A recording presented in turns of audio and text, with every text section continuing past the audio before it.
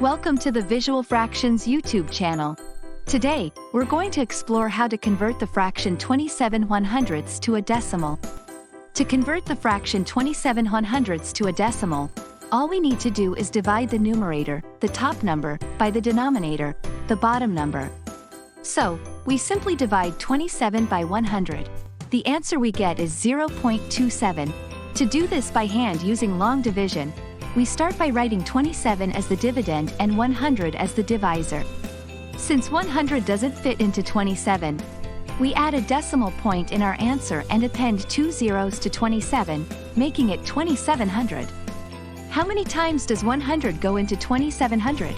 Exactly 27 times. We write 27 after the decimal point in the quotient, making it 0.27. Multiplying 27 by 100 gives us 2700. When we subtract 2700 from 2700, we get a remainder of 0. So, there we have it.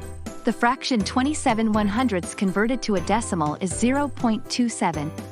This conversion process demonstrates a straightforward method to understand and represent fractions in decimal form. If you found this tutorial helpful, make sure to hit the like button and don't forget to subscribe to Visual Fractions. Thanks for watching.